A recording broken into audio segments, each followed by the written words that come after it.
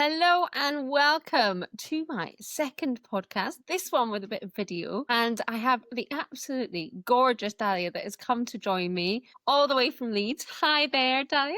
How are you doing? Hello. I am, well, do you know what? I am stressed but well dressed because this top makes me happy. But oh my gosh, Loulou, I am hot today. It is boiling even up here in Leeds. Yeah, we have decided to do this on the hottest day of the year, but there is good reason for us doing it today. And that's because we have something to celebrate. I met Dahlia because she has an amazing podcast called Stressed But Well Dressed, and she is about to release the 100th episode. About to release, yeah, the 100th episode is coming on Friday. So we probably should have had a glass of champagne or at least some kind of cocktail whilst we were doing this. But thank you. I am so excited and super excited for you, Loulou, to be launching your own podcast as a part of the way that you talk to your audience. So I think it is a double celebration. Thank you very much. Well, you've definitely been integral in that inspiration, seeing the way that you reach out to people and the way that you built this podcast has really added fuel to my fire. And obviously I've been absolutely honored to be on your podcast twice. But first of all, I did ask you to prepare a few lessons. Is that something you'd be up for sharing? The 5 things that you've learned in the podcast? Because I think I need to have this insight about how to run a podcast. Yeah, I think the first thing for me is whenever I think we're so lucky in today's world because we've got all of these channels, all of these opportunities through social media, through Substack, through podcasts to be able to get our voice out there and have it heard in a way that if you think back to when we were growing up, and I was talking about, magazines today actually online, everything was so curated and so edited, and the majority of us were just consumers of content. But we now all have the opportunity to do both be a creator and a consumer, which has good sides to it and has more challenging sides to it as well. But if we're talking about the good, the first thing I think you have to do if you want to put yourself out there and do a podcast is just go for it. And I know that sounds really, really simple, but I think it's easy. And I meet lots of people who think, oh God, I'd love to start a podcast. They tell me, I am going to start a podcast in the future at some point when I feel ready. And I think often, we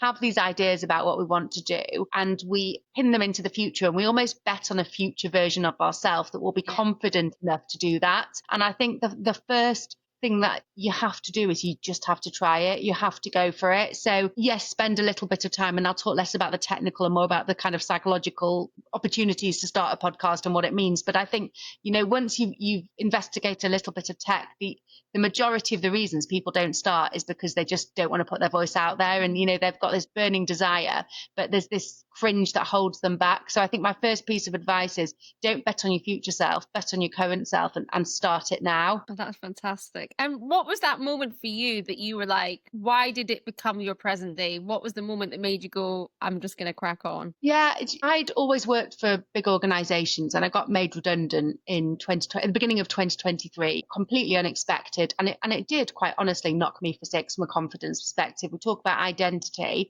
The way that I would equate that to fashion or clothes is that I was all dressed up with nowhere to go. I had all the gear, I had a work wardrobe, but more than that, I had the dressage almost, if you think about it in terms of the accreditations. And I didn't have somewhere to go and deploy that and use it and wear stuff. And I just felt really lost. And I thought, I don't want my voice to shrink. I'm going to amplify it. So I'm going to start something, almost a brand, a platform, which is mine, which I own, which no one else signs off, which no one else has to give me permission to do, almost create my own permission.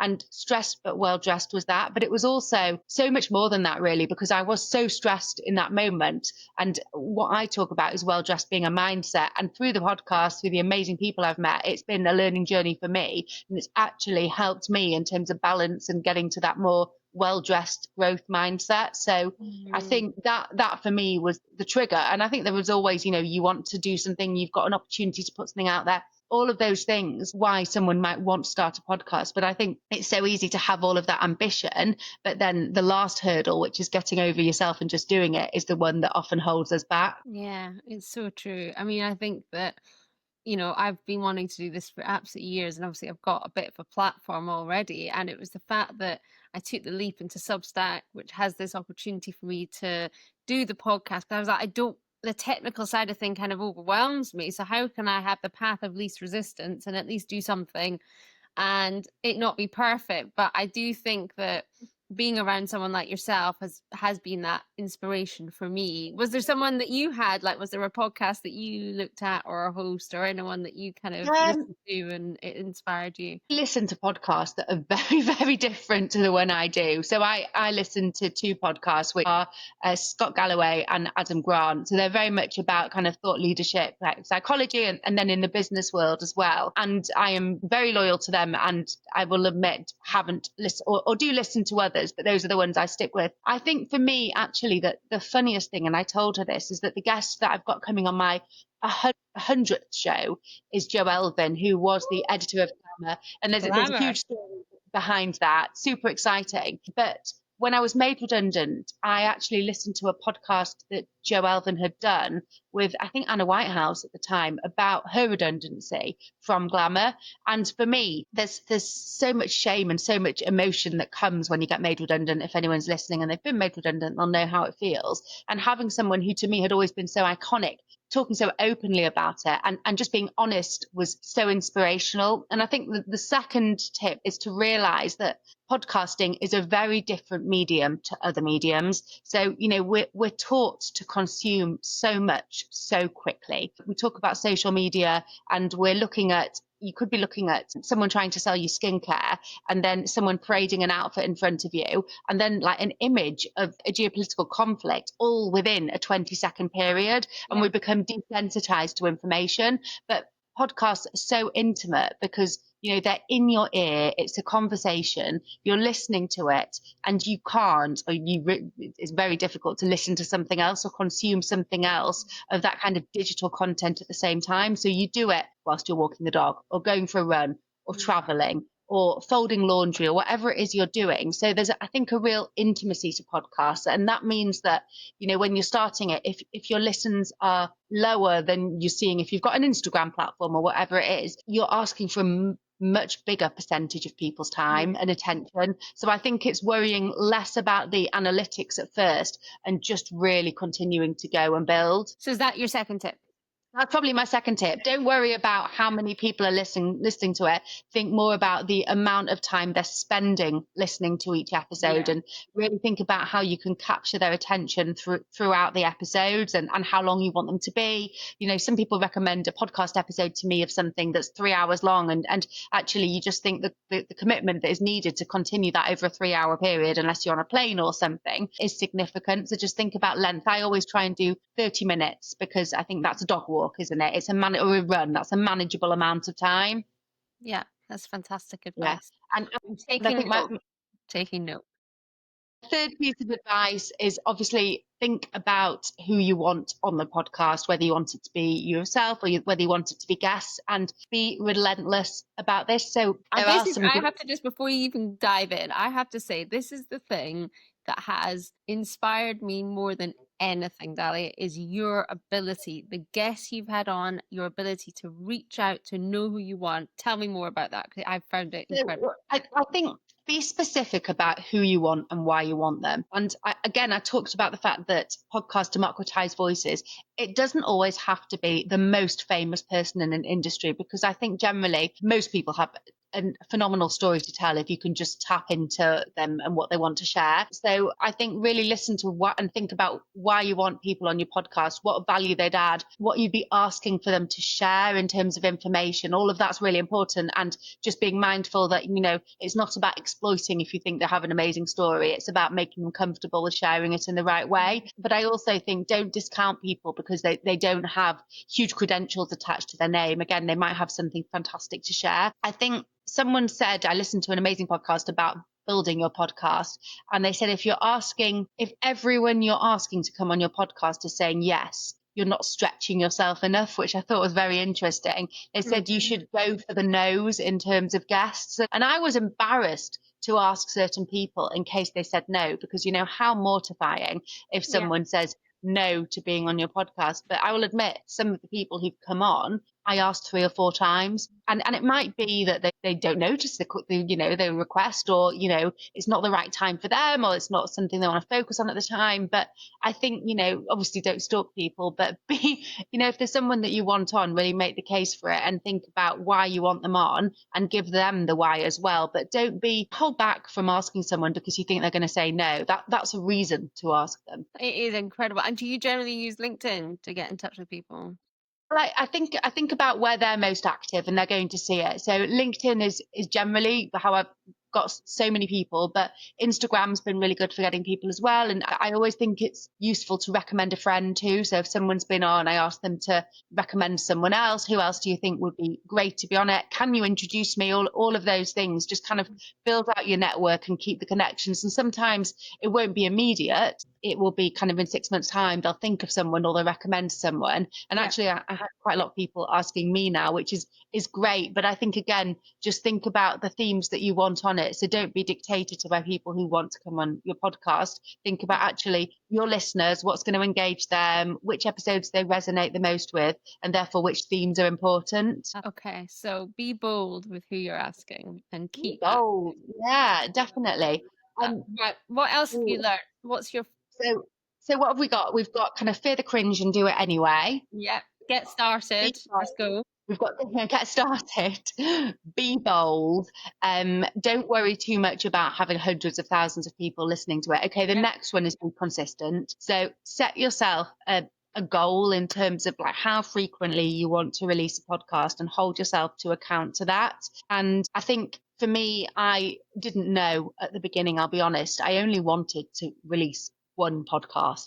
Like it wasn't about a show. It was about, I want a podcast. And after I'd done one, I was like, okay, right, what's going to happen now? Because I want another. So I quickly had to build up a repertoire of guests. And it's like anything, the first person I interviewed was a school mum from the playground. The second one was my best friend. The third one was my mum. The fourth one was a cousin who was an actress. And then the fifth podcast was someone that I didn't know, who was Carolyn Mayer, and she took a punt on me and came on this podcast. And actually there was a bonus episode, which was my kids within all of that. So, just have your first few guests lined up, but be consistent. Think about, give yourself no room for errors. So I now have enough episodes recorded that I could probably release episodes until September and not have to record any. There's two good things about that. First of all, it takes the pressure off. Second of all, it allows you to flex the recordings that you put out based on what's going on at the moment, based on the previous recording. I would say you want to change it up a bit for your listeners. You don't want 3 weeks of identical topics. So just think about the mix of that, but stick to the kind of the rhythm that you want, and then like make sure you hold yourself to account. Because I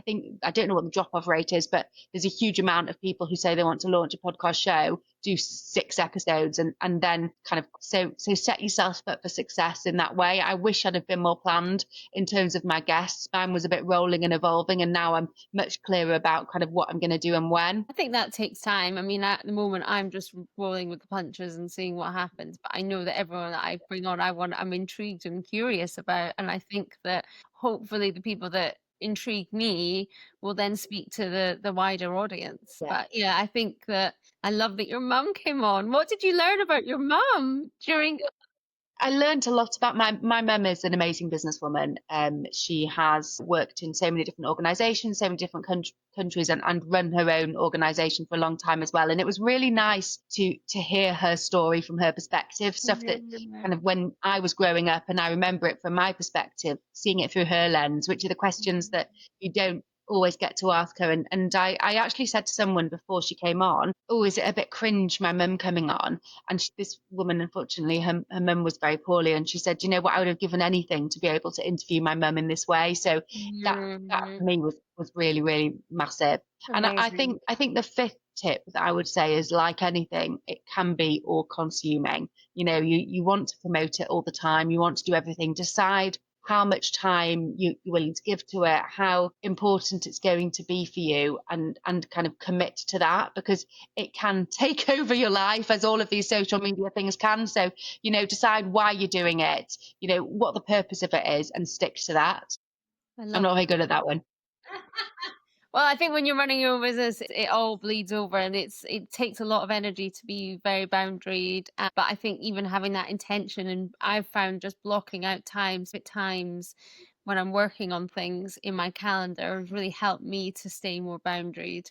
But that is fantastic advice. So you've given me so much advice about setting up a podcast, but obviously the whole point of what you're talking to people about is style, confidence, fashion, the psychology behind it all. I'd love to understand more about how that's impacted your sense of yourself. Like, what have you learned about style during the time of interviewing everyone? Yeah, probably quite a lot actually. And it's funny because today I'm wearing, and I've just put it on now. I didn't know what to wear because, as I said, it was roasting. So I'm wearing what I call a holiday shirt that it's usually reserved for the pool. It's never fully dressed. I absolutely love the prints that never fully dressed do. It's got like fruit machines all over it. So It fun. is quite fun, but actually, bizarrely, my style has muted significantly since I've come on the podcast, and I'm okay with that. So I talked about the beginning of it, you know, feeling stressed but well dressed, and all dressed up and nowhere to go. My style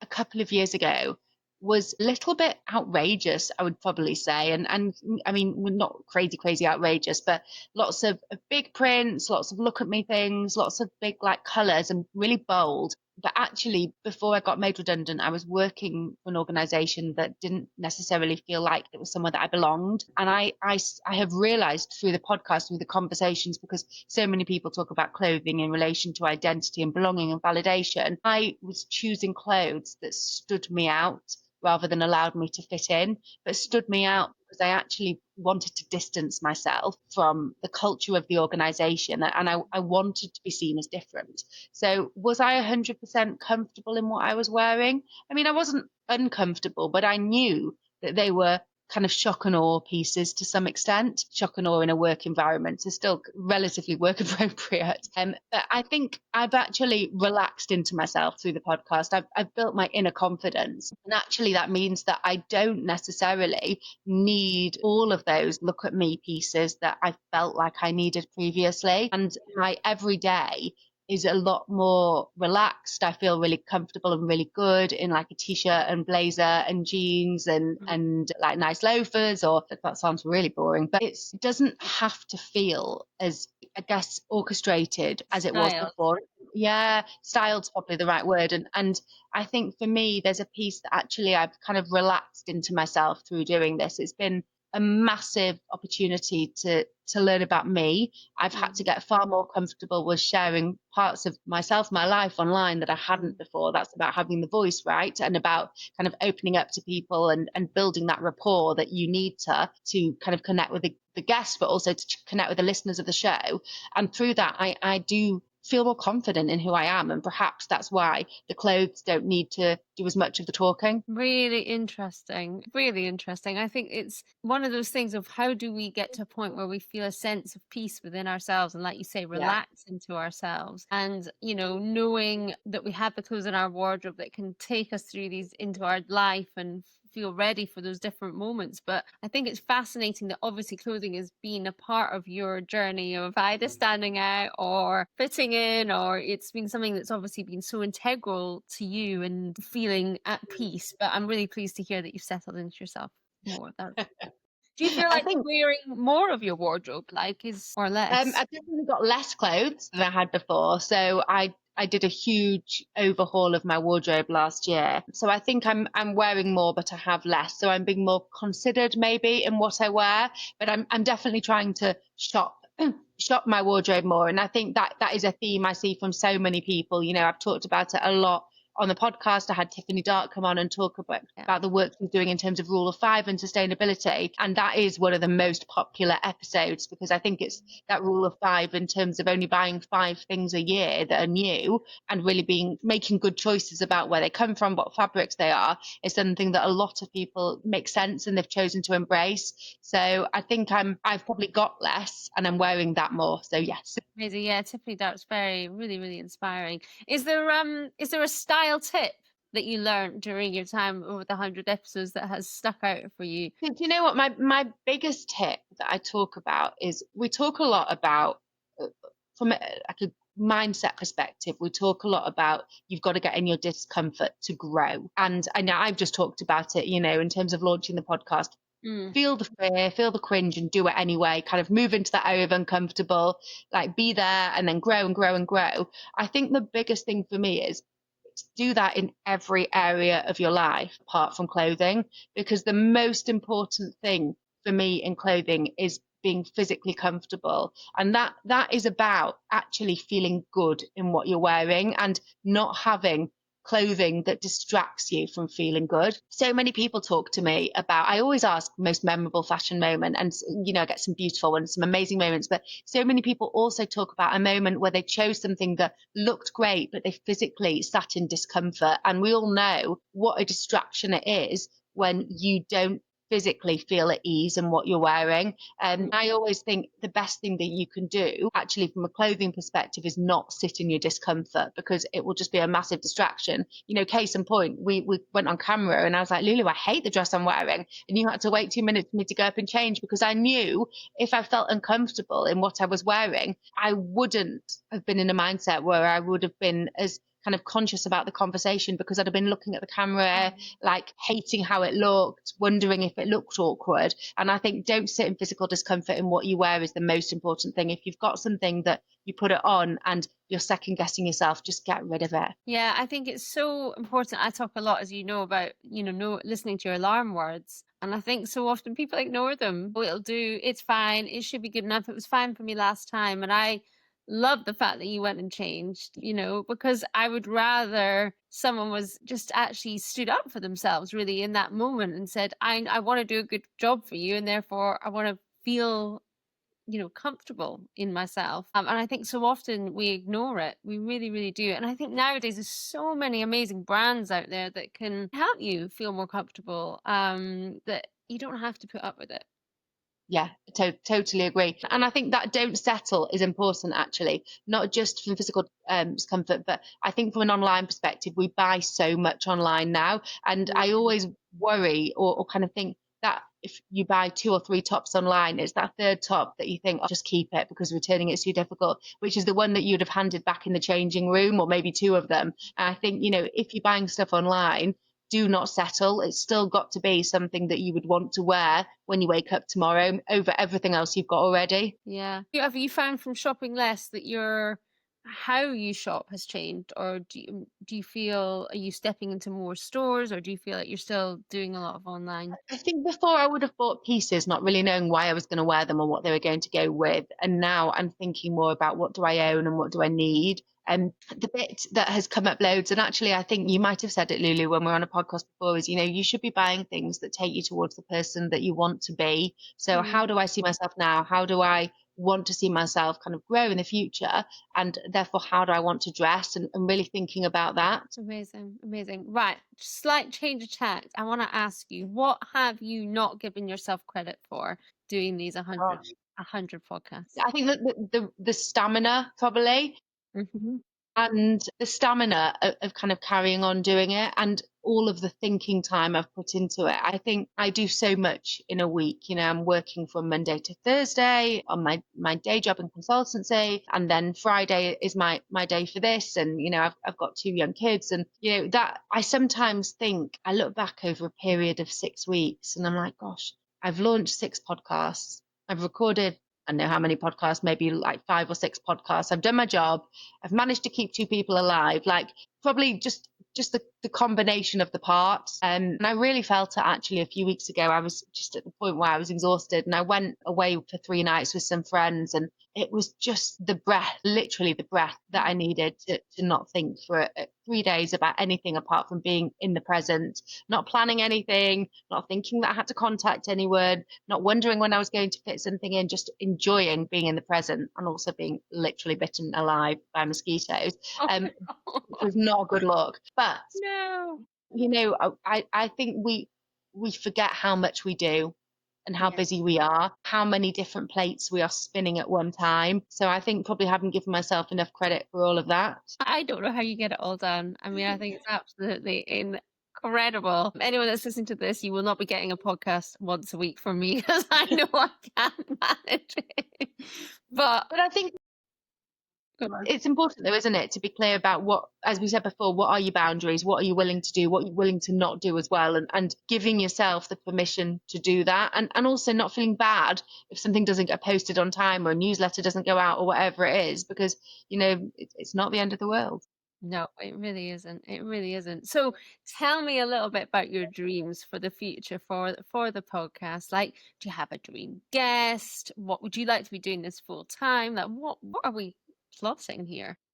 It's a good question. I mean, obviously, plan is to take on Diary of the CEO, but I think we're a little bit. I think for me, and I said before, the analytics don't matter, and I think you've got to be realistic. There's so many podcasts out there, but that shouldn't deter you from starting. And we were talking about it with some other people the other day, and they said it's such a saturated market, and I said, yeah, but if someone offered you a book deal, you wouldn't say, I'm not going to write that book because there's loads of books out there already, because Waterstones is full of books. And it's the same thing. I think, if you're creating something great and people are engaging with it, it doesn't matter that there's other things to read or watch or do. It's this, you've just got to kind of embrace it and keep going. And for me, the dream is that it continues to build. And as long as I continue to get people messaging me, which I do each week, and saying, I enjoyed that, or I learned something from that, or I was thinking about you and the podcast, because that for me is already a dream come true. I will say that Jo Elvin was definitely my dream guest, who I'm launching with on Friday, because, and I told her this,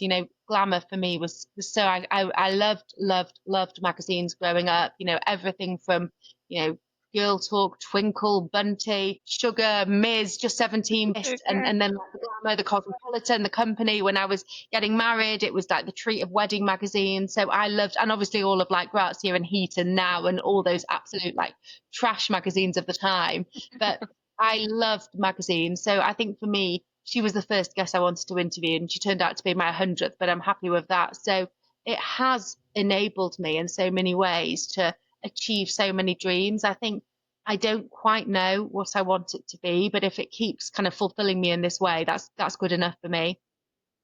And I just love that it all came from a place of, being shut down and, told no. It actually was your opportunity to kind of say, okay, well, it can't be external. I'm going to have to do this for myself. And I can really see that your love of magazines has kind of evolved into the conversations, that you now have. And with such a kind of huge range of people, from people who are very high up within the corporate world to, everyday stylists, to your mom, like you've really, interviewed such a range of people. Yeah. And I think that's where I would say, if you're starting a podcast, I don't think because someone isn't necessarily in the industry or the box that you imagine you need a guest to be in, they're not going to be right. So I had a doctor from the ER in the States message me and say, she loved clothes, she wanted to come on the podcast. And I thought, what's this going to be like? And it was incredible. It was one of the best podcasts I've done. And the feedback, I was absolutely phenomenal, because the perspective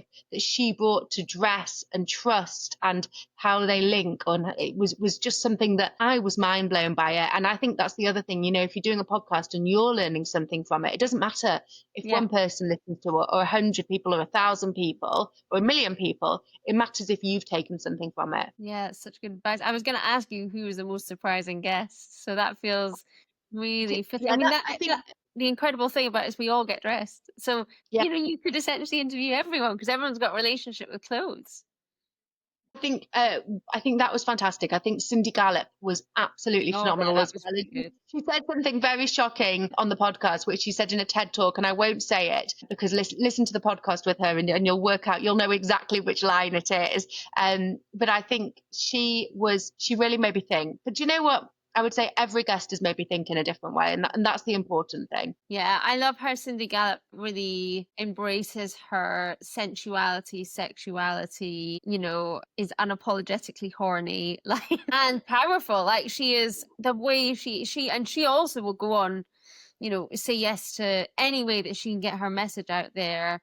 Because she runs Make Love Not Porn and they can't advertise it, so she has to do everything to get herself out there. She's a really powerful woman. Were you do you ever get intimidated before you interview? Yes, completely. Every single person I get intimidated. They're in the hot seat for you, but you've got to make and help them kind of, I guess, feel comfortable and make it shape the conversation in the way that works for you. So yeah, there's a bit of jitters. There's a bit of jitters before I record every podcast, but there's far more jitters before every podcast goes out, because you want to know what the response is, and you kind of pin all of these hopes and anxieties and opportunities on, are people going to love it? So it's the feedback that's important. So if you listen to someone's podcast and you enjoy it, tell them.